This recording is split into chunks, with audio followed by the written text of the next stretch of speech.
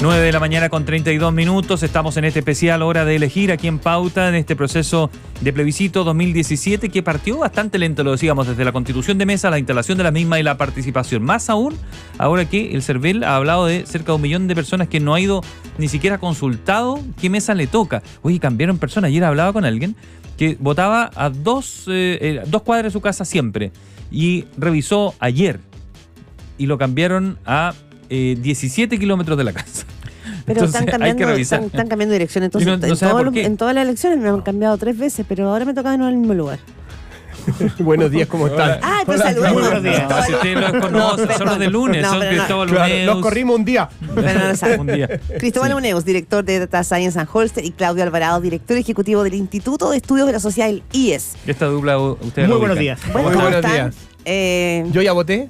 Ya votaste, sí, Sí. nos dijo. Sobre. Sagrado Corazón. Claro, impecable. Impecable. De hecho, fui con mi hijo, que es como tradición familiar. Oye, te pudieron Y- haber dejado vocal de mesa. Espérate, y por eso mismo ¿Por eso fuiste con tu hijo? hicimos hora afuera para no... Para no exponerse. Claro, Sí, porque- y estaban todas las mesas constituidas, había gente que había votado. Ah, ya. Ah, impecable. De 9 a 9 y cuarto hasta las 9, si es que no se ha constituido la mesa, o más bien no se ha instalado la mesa, a las 9 pueden empezar a agarrar el que va pasando Estaban por ahí todas hasta las, las 9, mesas- hasta las 9:15. A las 9:15 tiene Sí, que estar activada la mesa. pero ha sido lento. Eso esperaste Sí. tú, que pasara a las 9:15. No, entramos 20 para las 9, porque Sí, no sabía lo de las 9, no de las 9:15, pero estaban todas las mesas instaladas, la gente ya estaba votando. Ah, ya. Ahí Entonces, perfecto. sentiste Es relajado. bonito eso. A mí me encanta como la tradición de llevar a tus niños que te acompañen a votar.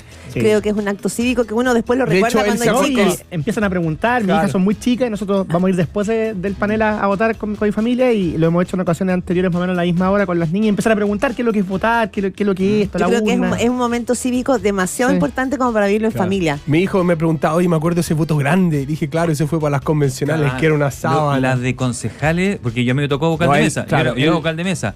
Eran 96, donde en la comuna me tocó a mí 96 concejales. Ahora, acá, a ver, ya, demos un poquitito una mirada. Me llamaba la atención las declaraciones del expresidente Sebastián Piñera, que habló, y yo creo que era un contraste bien interesante con José Antonio Kast. El expresidente Sebastián Piñera ha jugado, así como por la postura que él ha señalado, hay que ser cuidadoso con eso, pero muy, muy jugado, diciendo así como una constitución que se va, comillas, a aprobar hoy. Y José Antonio Kast, que finalmente es el líder probablemente y el que donde va a recaer la mayor cantidad de peso, sea una u otra opción, muy cauto. ¿Por qué será, no? Como que un respeto al momento será finalmente la manera en que toma la distancia. A ver, yo diría 2 cosas Sí. para comenzar. Lo primero es que a mí me parece que cualquier líder político que está en pleno ejercicio tiene que ser extremadamente cauto ante un plebiscito de resultado incierto. Y en ese sentido me parece que, yo no escuché las declaraciones de José Antonio Kast, pero me parece Ese que era el tono, sea sí. él u otro está bien, digamos. Sí. Porque digamos que aquí nadie sabe con certeza lo que va a pasar. En ambos comandos hay incertidumbre, las encuestas nacionales marcan una tendencia clara, las internacionales una tendencia distinta. Me parece que por todos lados hay incertidumbre, y en ese sentido es razonable ser precavido. Y luego, además, agregaría que José Antonio Kast, y esto es un tema en el cual me parece que se ha reparado poco o no lo suficiente en cualquier caso, objetivamente ha tenido un descreme por su lado derecho. O sea, yo creo que él percibe con más nitidez que otros actores de la centro derecha que aquí hay un mundo cuyo porcentaje no lo conocemos, que está votando en contra desde la derecha de republicanos, y probablemente eso también lo lleva a ser cauto pensando en el futuro. Ah, claro, exacto. Cristóbal Uneus. A ver, yo creo que... ¿Escuchamos a la candidata? No, escuchamos tu La candidata Evelyn Matei. Claro, sí. La alcaldesa. La candidata alcaldesa. No, yo creo que José Antonio Kast sabe que si gana a favor, solo él puede impedir que no sea presidente. ¿No es cierto? Porque si gana a favor, él lo más probable, con un 99% de probabilidad, va a ser el próximo presidente de Chile. El y por lo dueño de la tanto, pelota. el dueño de la pelota, el dueño de la cancha, de todo. Y por lo tanto, él sabe que se le viene una responsabilidad gigante de un equipo súper joven, en una carrera meteórica desde que él se fue de la UDI, ¿no es cierto? Más rápido que el Frente Amplio, ¿no es cierto? Ese fue el 2016, llegaría a ser presidente en 9 años. Y por lo tanto, él, yo creo que se está sintiendo el peso de la responsabilidad. Y si gana él en contra, todo el mundo lo va a estar mirando a él y lo va a culpar a él. Entonces también sabe que tiene Que ser cauteloso. tiene que ser muy cauteloso y de alguna manera recoger el guante y asumir algo de la responsabilidad en el caso que gana el en contra. Les quería preguntar lo siguiente, porque todo el mundo dice que el día de mañana es el día más relevante, ¿no? Es el día en que uno sabe cuánto pesa cada quien, cómo se empiezan a configurar los nuevos escenarios políticos. Me tocó entrevistar a Josefina Arauz del IES y yo creo que ella ponía ahí un punto bien interesante, ¿no? Hay una discusión en la derecha que dicen que si gana el a favor va a ser muy complicado, dice la izquierda, que el gobierno pueda, o sea, que su agenda y todo cuelga los botines, ya no tiene mucho más que hacer. Pero hay sectores de la derecha, como la Josefina Arauz, que dice sería mucho mejor para el presidente Sebastián Piñera que ganara el a favor. Al presidente Boric. Para el presidente Boric, perdón, sí. Sí. Candidato. Es que no me quedé ahí con las declaraciones de Piñera. Siendo cauteloso, porque la gente está votando, sin incidir para nada en eso, solo en el análisis político, ¿cómo finalmente quedan estas fuerzas? Pensando que a partir de lunes hay que gobernar y hay urgencias ciudadanas que son pero sumamente relevantes: economía, seguridad, pensiones. Ahí van a tener que hincar el diente, como se decía antes, ¿no? A ver, yo coincido con Josefina, lo hemos comentado aquí también antes, lo ha dicho también Pablo Ortúzar. Nosotros tenemos la mirada en el IES, para ser sinceros, de que contra lo que la propia izquierda cree, al gobierno le conviene el triunfo de la favor. Es verdad que hoy día, mañana, pasado, lo experimentarían como una derrota monumental, pero con el paso de los días, nuestra impresión es que, digámoslo así, un gobierno de minoría política y social, una minoría importante, pero de minoría política y social, si es que gana en contra, va a sufrir en carne propia como nadie la mayor polarización del ambiente político, el festival de recriminaciones mutuas, y en cambio, si gana a favor, el presidente Boric, aunque estaría derrotado, me parece que podría darse cuenta prontamente de que la implementación de la Constitución le pone una hoja de ruta, que él tiene un rol protagónico porque la propuesta fue diferente con el rol del jefe de gobierno en la presentación de los proyectos de ley, y además sería un escenario en el que obligaría a la actual oposición al gobierno a sentarse en la mesa, porque quienes promueven la opción a favor no podrían desentenderse de la implementación. Yo creo que si ganan en contra, el ambiente político solo se va a degradar aún más y los incentivos de la oposición van a ser, lamentablemente para Chile, negarle la sal y el agua al gobierno. Usted escucha a Claudio Alvarado del IES y estudia a Cristóbal Uneus de Anholster. ¿Le tenías otra pregunta? Porque yo también les tengo No, una. que respondiera a ese punto. Es decir, yo creo, estoy en desacuerdo con Claudio y Josefina. Yo creo que al gobierno no le conviene que gane el a favor, en ningún caso, en ningún escenario. Yo creo que al gobierno le conviene que gane el en contra y que la discusión sea con respecto a su agenda. Ahora, si el país quiere la nueva constitución, la va a tener que implementar. Su programa de gobierno se va a acabar. Se acaba hoy día en la noche, porque no va a tener tiempo para hacer las leyes y la implementación de la Constitución. ¿Y si gana en contra, Cristóbal, se verá como algo para celebrar? ¿O no, tampoco? No, tampoco, porque los problemas estructurales del gobierno no se solucionan, po. La incapacidad de tomar decisiones, lo vemos es lo menos peor, entonces, para el gobierno, solamente. Lo que pasa es que en el corto plazo es una derrota para Kast, ¿no es cierto? Y en el mediano largo plazo es una derrota estructural para la izquierda, porque la izquierda es la que quiso una nueva constitución. Y que la promovió. Y la promovió. Y así llegó la nueva generación al poder, con esa bandera. Así es. Vamos a escuchar a la alcaldesa de Providencia, Evelyn Matei. La escuchamos brevemente y seguimos con nuestros panelistas. Con esta nueva propuesta. Perdón, un minuto. Hoy día terminamos, ¿no es cierto?, este proceso, por fin. Si gana la opción a favor, yo espero que efectivamente se implemente en forma leal y en forma rápida, aunque no sea la opción de este gobierno. Y si gana el en contra, yo espero que nunca nadie más se le ocurra usar la violencia como una forma de obtener objetivos políticos.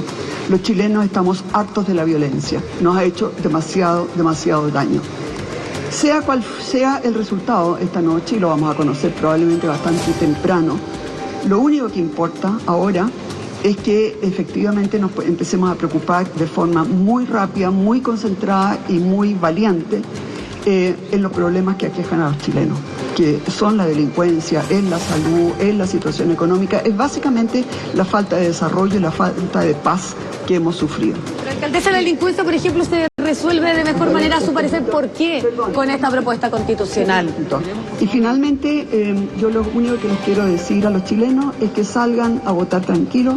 Vamos a tener una jornada espectacular, prácticamente no hay fila, el voto es muy rápido, así que salgan. Bien, como ahí siempre. Escuchamos la alcaldesa de Providencia, Evelyn Matei, quien acaba de emitir su voto en su comuna, evidentemente, opinando sobre el proceso, qué es lo que piensa, si es que gana el a favor o el en contra en el mismo. Claudio Alvarado, ¿qué te pareció esto? ¿Algo que opinar de eso? Y Cristóbal.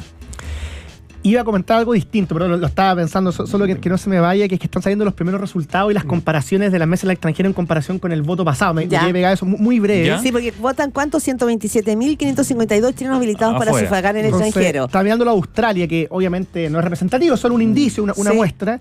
Que en Australia el 2020, el plebiscito de entrada, el apruebo sacó 86% y el rechazo de entrada 13%. En el plebiscito del año pasado, el 4 de septiembre, el apruebo, que sabemos que perdió, ahí sacó un 66,7%. Y el rechazo, 33%. Y los números ahora son bastante similares a ese resultado en esa mesa. Ya. Digamos, del punto de vista de las opciones políticas que se defienden por parte del oficialismo, el en contra está en el 70% y el a favor en el 28%. O sea, en esa mesa se replican casi matemáticamente, pero al revés, los resultados del plebiscito del Hay año menos pasado. participación. Si escuchaba alguien de Nueva Zelanda que decía que allí Sí. participaban 1.000 3.500 y ahora eran 1.000 en realidad los que estaban votando en total. Eran 3.500 los disponibles para Sí. votar, pero estaban votando Es que yo, los mucho números, menos. yo los números que vi que en el plebiscito del 2022, siguiendo la comparación de Claudio, ¿no es cierto? Habían votado 1.000 y había ganado el apruebo 60 y tanto, y ahora votaron 800. Es decir, votó un 20% menos comparado con el septiembre del 2022. Sí, una periodista ya y decía las que- proporciones, lo mismo que ¿Ah? pasa en Australia, muy parecidas al... Allá es voluntario, al- es voto Consulta- voluntario, No, hay que, sí, no hay que olvidar eso. Hay un tema, perdona, que yo creo que quiero saber si ustedes creen que va a ser un factor. O sea, aquí van a haber varios factores a analizar. Uno, ¿quiénes votan? Me acuerdo haber entrevistado a Andrés Sherman que dice, ojo, acá hay votos nuevos, el voto migrante. Entran hoy día más venezolanos, por ejemplo, a votar porque han cumplido los 5 años de residencia. El voto evangélico, que es un dato importante y es un fenómeno político en América Latina, lo ha sido. Entonces, tenemos que ver ahí, pero lo otro, ¿qué puede pasar si la participación es más baja? ¿Qué pasa ahí con los votos y los blancos? ¿Podrán ser un factor o cuando las elecciones son binarias, si no, apruebo, rechazo, nada, se Lo que achica? pasa es que yo diría que frente a esa pregunta, Claudia, todo depende de las magnitudes, porque conversábamos con Cristóbal fuera de micrófono, y claro, si es que votara igual 1 millón de personas menos respecto al plebiscito anterior, igual tendríamos una participación del orden, corrígeme, Cristóbal, 78%, que sigue siendo muy significativa. O sea, creo que no podría nadie decir que fue un plebiscito con bajo quórum, con baja asistencia. Entonces yo creo que depende de las magnitudes. Si en cambio la disminución fuera muy grande, ahí efectivamente creo que estaríamos en otra conversación. Cristóbal, y si hay mucha abstención, o mucho nulo, o mucho blanco, tampoco podemos decir a quién le beneficia. Eso no es un ejercicio que se puede hacer desde antes, ¿no? Claro, depende dónde, qué tipo de gente, son los votantes nuevos, son los antiguos. Entonces hay muchos factores, son los evangélicos, son los extranjeros los que están dejando votar o no, no sabemos. Entonces yo creo que importa mucho la dispersión de quién es el que está yendo a votar, y también me da la impresión de que si la gente tiene la percepción que esto es una elección ajustada, más gente debería ir a votar, pero si la gente cree que uno ya ganó, el otro bando quizás no va a ir a votar. ¿Para qué voy a ir a votar si ya ganó? Voy a perder y... Pero mentalmente el voto obligatorio, es decir, tenemos las últimas 2 elecciones con voto obligatorio, concurrió entre el 80 y el 85% de las últimas 2, ¿no es cierto?, de ese universo electoral. Ahora estamos hablando de 15.400.000 personas mayores de 18 años. Eso puede cambiar, es decir, la gente no habrá incorporado que es voto obligatorio, habrá gente que dice, ¿sabes qué? Me da la tira votar nomás. La intuición que yo tengo, pero Sí. no es más que una intuición, no sé si Cristóbal tiene datos que la corroboren o la refuten, es que la gente después de cierta edad, yo no sé si es sobre 40, sobre 45, pero después de cierta edad, se toma más en serio la obligatoriedad del voto. Es una intuición a partir de conversaciones con personas cercanas, no representativas, pero yo veo que la gente más joven como que no le da tanta importancia, dice, la multa no se paga, da lo mismo, pero sobre 40, 45 me parece que hay una conciencia más firme de que el voto obligatorio Cristóbal, es un deber. Tienes un respaldo de datos, yo tengo un dato de vivencial, como vocal de mesa, ahí te voy a decir qué es lo que opina No, de lo eso. que dice Claudio, efectivo, la probabilidad de votar es mucho mayor a medida que aumenta la edad, ¿no es cierto? Y hay un quiebre generacional importante. que se nota O sea, importante. mi suegra tiene 94 años Y va ya, a ir a votar. Y ya está lista. Claro. Está lista Claro. con su cuadrito impecable, o sea, lista. Claro, El- mi suegro me acaba de decir mi señora que viene en La Reina, fueron a votar y se tuvieron que devolver porque la mesa no está constituida. No te puedo creer. No estaba instalada la mesa. Ahí el CERVEL informó que el 91% de las mesas están instaladas, pero hay 3.519 que están pendientes a nivel nacional. Yo, como ex vocal de mesa por hartas veces, corroboro lo que tú dices y lo que dice Claudio. Los votantes de mayor edad son los que llegan más temprano a votar y son en la hoja que tú tienes el libro de habilitado en la mesa.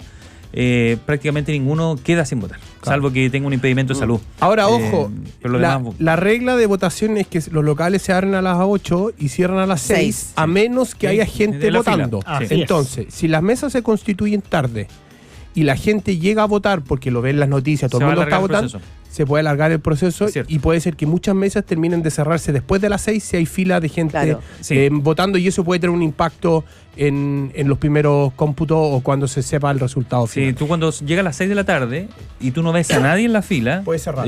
Tú puedes cerrar, pero haces un llamado. Claro. Nosotros, como los integrantes de la mesa, íbamos a la entrada del local a gritar si es que a vocear, si es que había alguien de ese número de mesa, y si no, ya nos devolvíamos y cerrábamos. Nos pasó que llegó uno a las 6:05. Ya estábamos a punto de cerrar libros, estábamos firmando los votos ya, y ahí llegó y se lo permitimos. Y los vocales felices diciendo que No, bueno, un voto más para la... Bien, qué bueno, teníamos ganas. Tenemos que devolver Oye, todos los ahora, papeles. todo eso, porque a mí me llama, no sé si les llama la atención, pero que todavía quedan 3.500 mesas pendientes a nivel nacional. A mí, que es harto, a mí no porque me sorprende 9:48 de la mañana, esto partió a las 8. Ha habido poca propaganda, no hay clima electoral.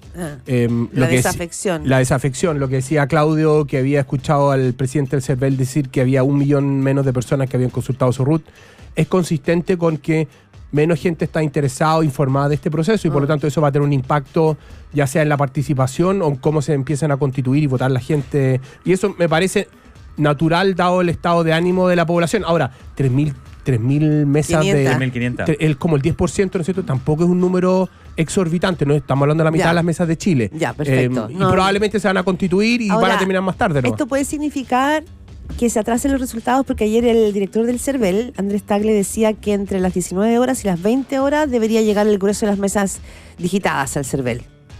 Yo no, o sea, si es que ya está constituido el 90 a una hora razonable, yo creo que más o menos a esa hora vamos a tener quizá un menos porcentaje de conocimiento de las mesas en comparación con el episodio anterior, pero suficientemente grande para poder tener claridad respecto a cuál va a ser la opción triunfadora, salvo que esto sea voto a voto. O sea, yo creo que el único factor que podría incidir en que los resultados se demoraran, en que estemos expectantes con incertidumbre, es que esto esté voto a voto.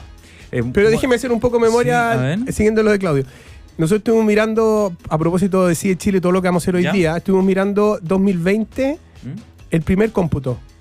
¿Cuán predictor fue del resultado final? Y después 2022, el primer cómputo. ¿Ya? Y fue igual, casi no se movió súper poco. Entonces, o sea, no se dio vuelta. La primera vez que escuchamos el CERVEL dar un cómputo, no se dio vuelta. No estoy diciendo que el primer cómputo sea predictivo, pero el primer cómputo en ambos casos fue coincidente, alrededor de 50.000 votos en los dos casos. Había muchos votos extranjeros, pero también mucho nacional, y se mantuvo, subió un poquito, bajó un poquito, pero después se mantuvo muy en la línea. Entonces, si va a ser estrecho, el primer cómputo no debería decir si está muy cerca.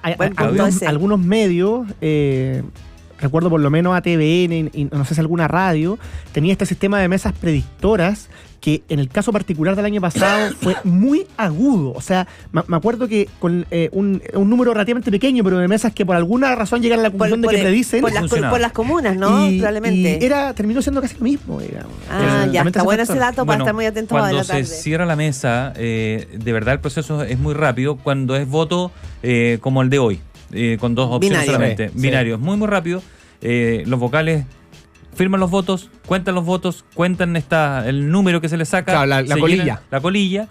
Tú abres votos, cuentas. Después todo se lo traspasa a una plantilla, a una hoja, va un sobre y lo vas a entregar a la entrada del liceo, que es el establecimiento que te tocó. Y en esa oportunidad, todas las veces que me tocaba a mí, al menos, 7 y cuarto ya estaban los primeros registros enviados. Porque hay una central, esto es computacional, y una persona que está metiendo los datos ahí. Y es muy preciso, y en el CERVEL son muy estrictos en la forma en que tú llenaste, que contaste, que sumaste.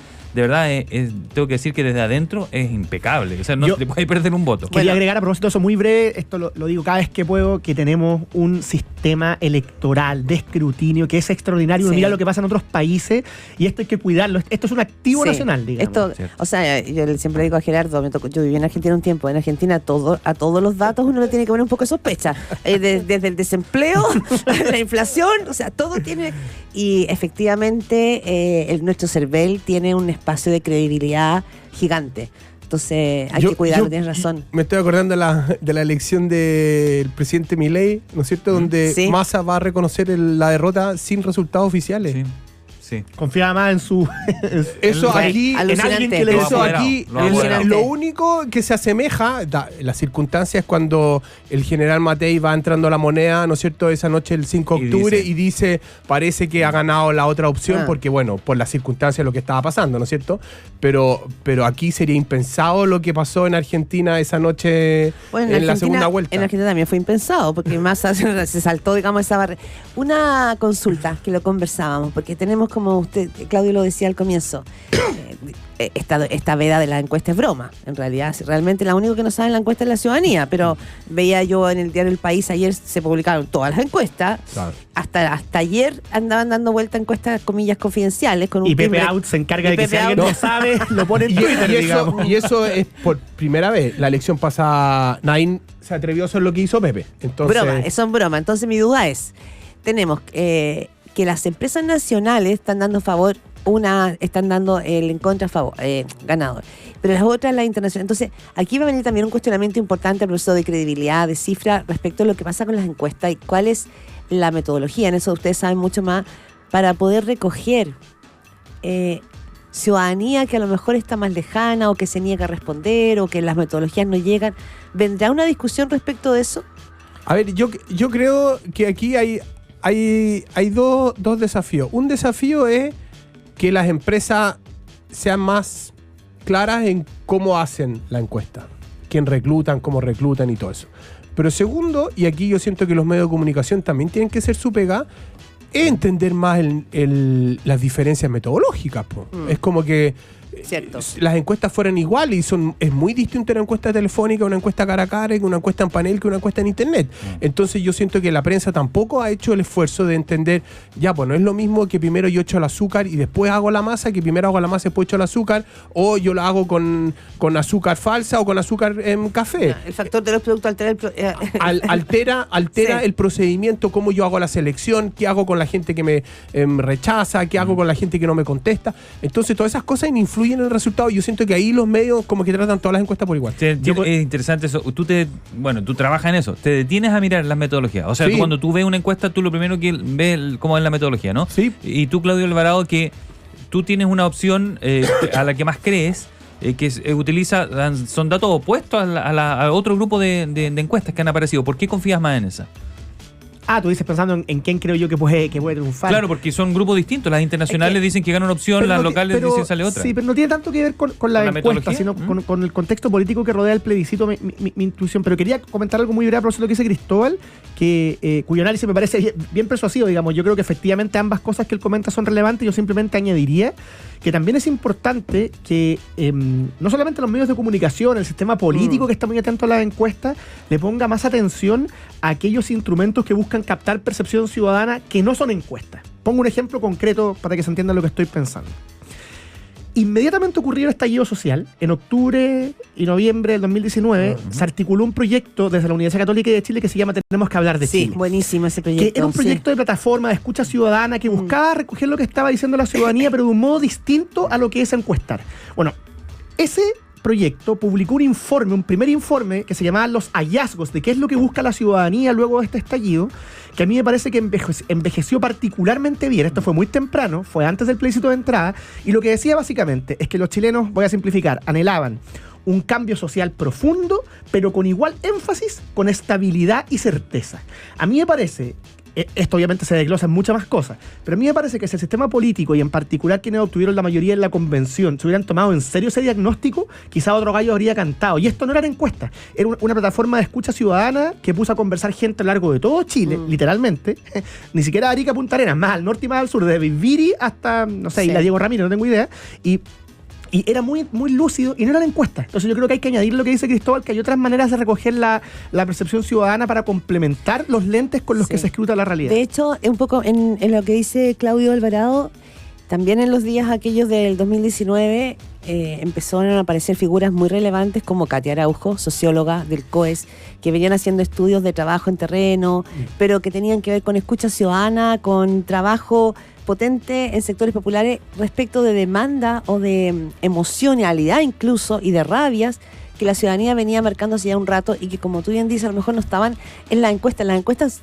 son casi como un termómetro a veces, ¿no? O quizás, insisto, tienes razón, Cristóbal, de repente nosotros los medios frivolizamos un poco de no bucear finalmente en todo lo que dicen las encuestas, en interpretarla, Sí. en ver su Oye, metodología. Yo sentí el golpe de... No, pero Todavía me Pero estoy tienes razón. Yo creo Sí. que de la misma manera que cuando uno va a Me lo entrar en estoy una... preguntando, porque quiero- Es que es verdad. Cuando uno entra a una casa, uno se fija si la viga, de cómo está por afuera, Sí, claro. si va a resistir o no un terremoto. Uno también cuando mira encuestas, dado la yo creo que le damos demasiada importancia a las encuestas acá y es un insumo más para tomar decisiones, pero aquí fue como si fuera el gurú del futuro. Claro, es verdad, porque hoy día es como, ya, qué posición gana Claro. y qué encuesta erró y qué encuesta Claro. falló. Es verdad que está a la misma altura, ¿cierto? Oye, hablando de números, siguiendo con datos que van llegando, yo no lo he confirmado, son cosas que están llegando Ya. en el minuto. A En ver. China, plebiscito 2022, apruebo 35, rechazo 65. ¿Ya? Número bastante cercano a lo que ocurrió, digamos, Sí. en el Sí, resultado la realidad. final. Ahora, 2023, en contra 36, a favor 64. Eso en China. Repitiendo nuevamente, si le pones los votos del en contra a la prueba del año pasado y viceversa, Bien. muy parecido. Oye, hay mesas que todavía no pueden instalarse en el Estadio Nacional porque no han llegado vocales, es decir, los otros ya se han dado la vuelta de lejitos y se han visto y no Están quieren como- acercarse como para Cristóbal que- Uneus. como Cristóbal Uneus para arrancarse. Que se fue a tomar un café, después volvió. Ya, así que ojo a eso. Además, se informa una persona que estaba descompensada al salir del metro Ñuble. Él dice que intentaron apuñalarlo y se descompensó posteriormente. No se sabe detalle, es su versión y se está investigando esa situación, informa el Ejército y Carabineros. Vamos a hacer una pausa y vamos a seguir comentando lo que estaba ocurriendo en el proceso. El fiscal nacional Ángel Valencia acaba de votar también, me parece que el Campo Oriente. Sí, el Campo Oriente, donde Campo Oriente. votó recién. Ya, vamos a la pausa y volvemos con este especial Hora de Elegir aquí en Pauta. Hora de elegir en Pauta 100.5.